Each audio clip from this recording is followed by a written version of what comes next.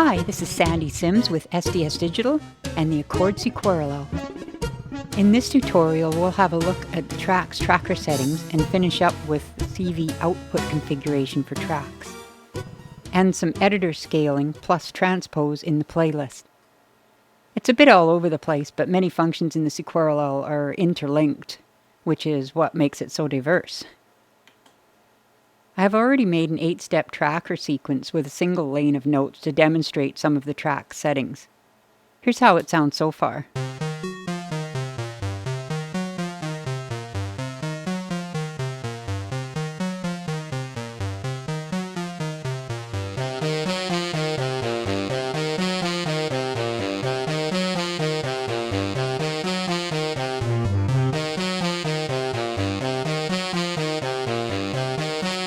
Scrolling off to the right will open the pop-up window with the editor quick boxes. Under the settings quick box, you'll find some basic settings. Each group of settings is unique to this TRAX letter alone. Although bottom and size are available in the editor's pop-up quick boxes, the settings can be made here as well. The bottom is which step the sequence starts at and loops to, while the size is how many steps are in that loop.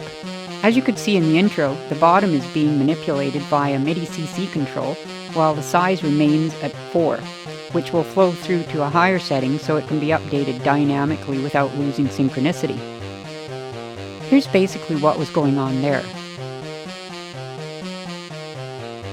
Next in the setup is clock division multiplication. By default, this is ×2 input clocks. It can be divided way down. I won't demonstrate as the clock won't update until the division is completed, but it can be useful for using NoteFX to send MIDI changes and etc. The clock multiplies up to 8 times.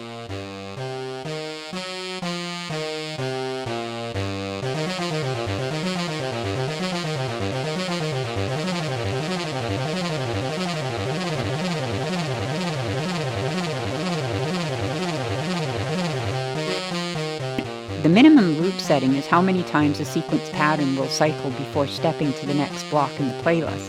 This is so you can repeat the sequence more than once if in a series of other patterns. I'll set it to 4 loops, and let's go check it out in the playlist.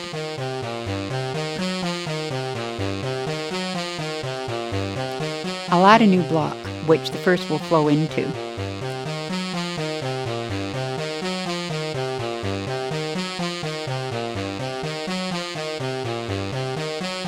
You can see each is playing 4 loops now. You can double-click on a block and then select Edit to jump to the sequence for editing.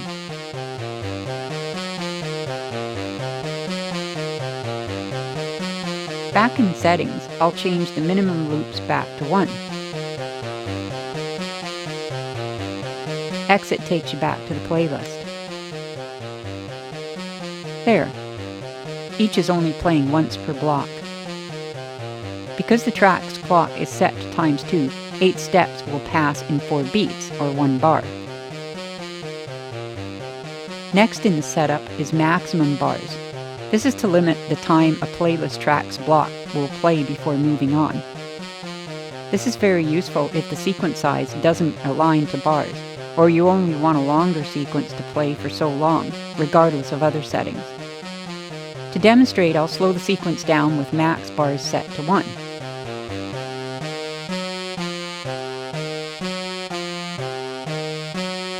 The latter half is chopped off.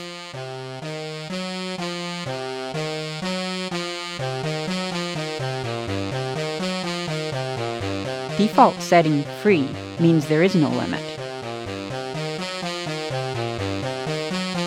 The next setting is CV output. Normally this would be set to all 4 lanes, but sometimes you may not want a certain TRAX letter to send all CVs, or any, just to MIDI output.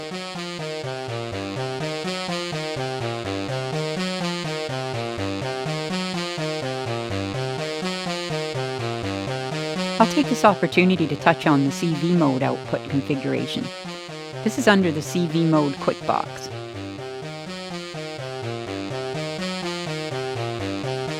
Right now, CV Jack 1 source is set to the default MIDI out on channel 1, which is the channel our TRAX sequence is sending on, which is why we hear the VCO playing. This is fine for a more general use of the track, but it can also be sourced from a particular TRAX letter, or TRAX QuickBox. Changing Jack 1's source has caused Jack 2 to take over as the primary MIDI source on channel 1. The Jack order is stacked, so relies on stacking order from CV1 to CV4. Setting to TRAX 1 All means that all of the TRAX 1's letters will be sent here.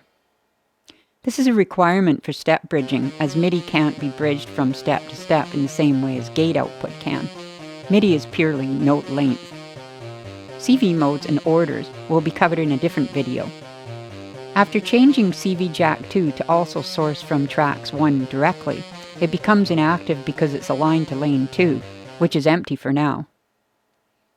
Changing Jack 3 source to also be from lane 1 won't output ever because CV Jack 1 has already captured it. By default, Jack numbers match lane numbers. Now back to the track settings.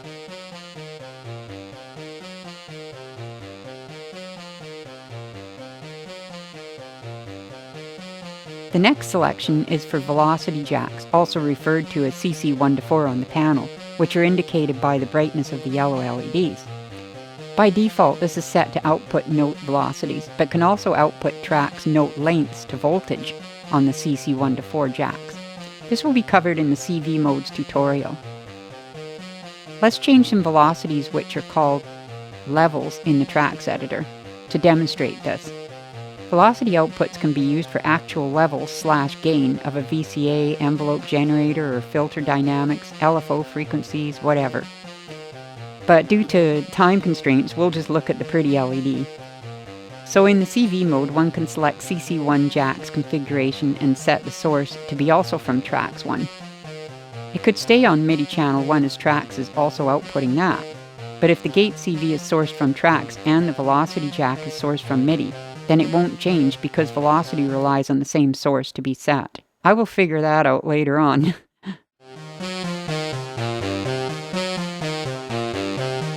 The global record channel can be set here as well. This affects all channel trackers from 1 to 5. Recording to track is covered in a different tutorial. So the final setup option is the bridging sequencer. Steps in the track sequence that align with a highlighted step in the bridge sequencer will bridge the next note's gate, effectively holding the gate on until the new note is finished. Scrolling all the way down exposes the entire bridge sequencer. Bridging only works for gate and CV outputs, not MIDI, as I mentioned before. This can be a bonus though, as it adds a level of polyphony to your composition. Now you can hear some notes getting bridged. It becomes more generative when the bridge sequencer is no longer aligned to the track sequencer.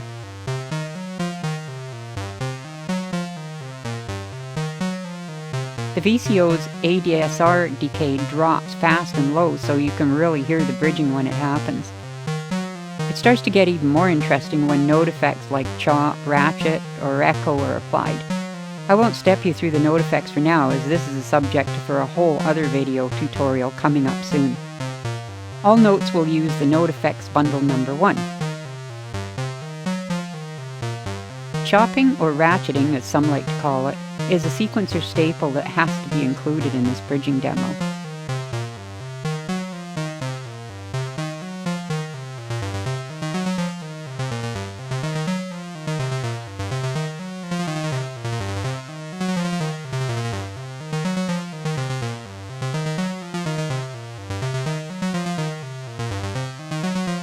Shortening the notes also shortens the chop notes, so let's give that a go.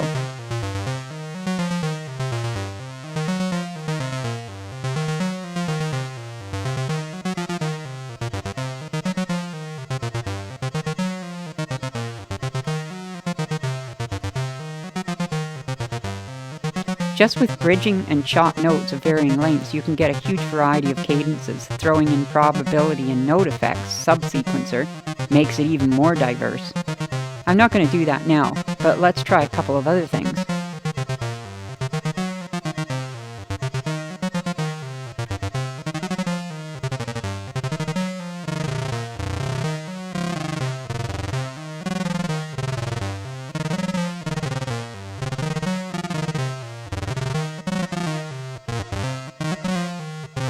Adding a curve to the chop is nice as well.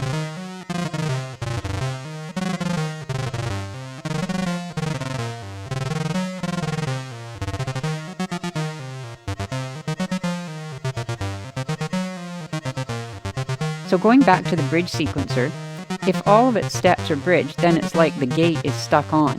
This is rather useless, but just to demonstrate it.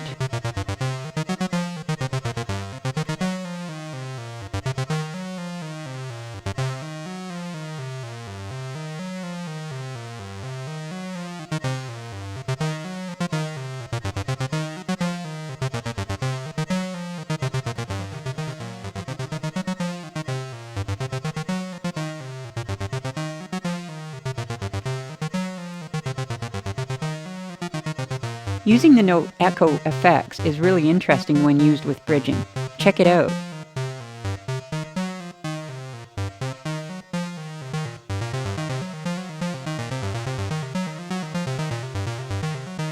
This is all just one VCO. It sounds pretty poly, doesn't it? Granted, there is a touch of reverb effects after the VCO, but most of it's decay / bridging trickery.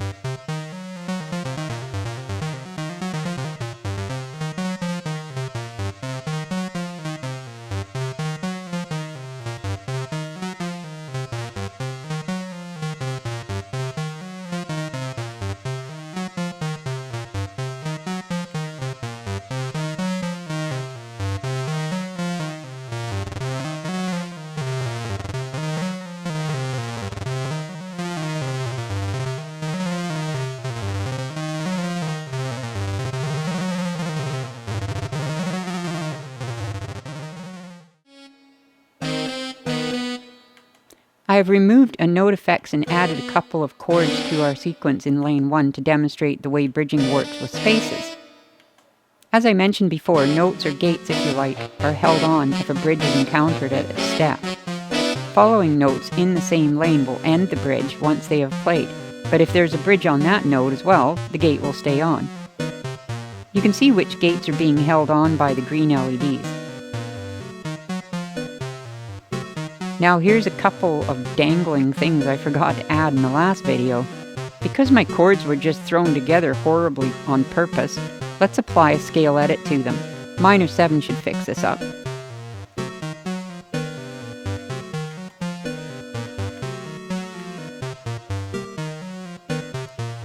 Much better.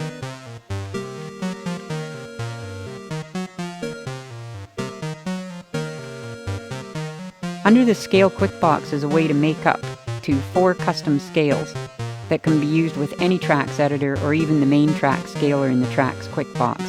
But the main reason we're here is to address the CC root note. Normally this would be set to lane 1, thus any notes in other lanes of the same step will be quantized to said scale based on the note in lane 1, or the first note.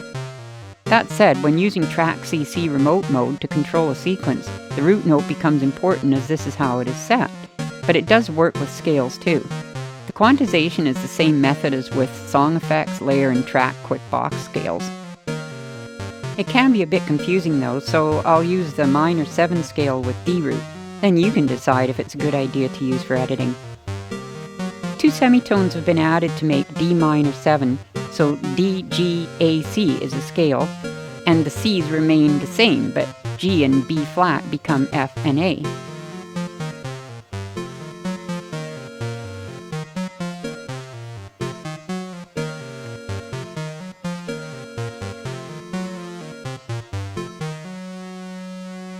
The custom user scales, 4 of them, can be set by highlighting different notes in the octave. They also audition via MIDI on the TRAX setup as you add or remove notes. If I turn it back up.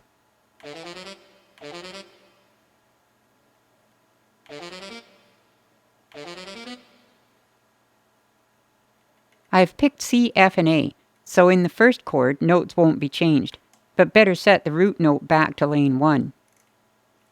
It's not just lane 1, if the first note in the step is in lane 2, it will be used. So here's how the chords sound from their previous scale quant, and now turn on user 1 scale.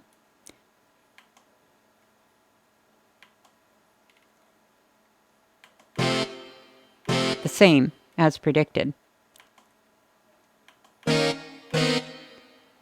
second one is rather ugly, but lucky for us, this is just a demonstration.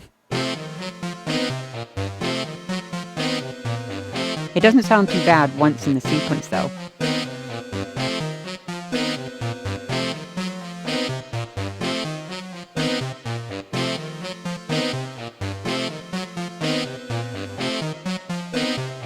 Another thing I missed in the first TRAX tutorial was the ×2 size button. This just doubles the size of the sequence, which is presently 8 steps, and duplicates everything in the first half into the new half.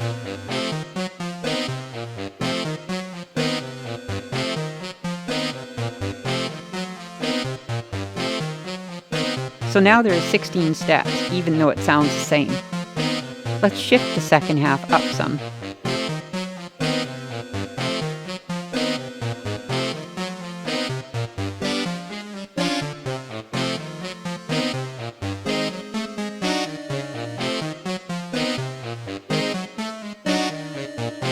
Remember that we made that bridging pattern earlier?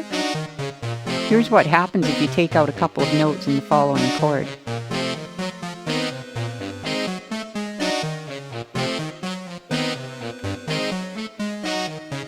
If the active bridge step aligns with the 3 lone notes and 1 is there to stop lane 3, then lane 2 and 4 continue. The A flat is quite long. Well, off to the playlist to add a transposed TRAX block. Sorry about the bad lighting, I had a catastrophic tripod failure just now and had to reset up. I did manage to get the velocity output set up properly though, so that's a bonus.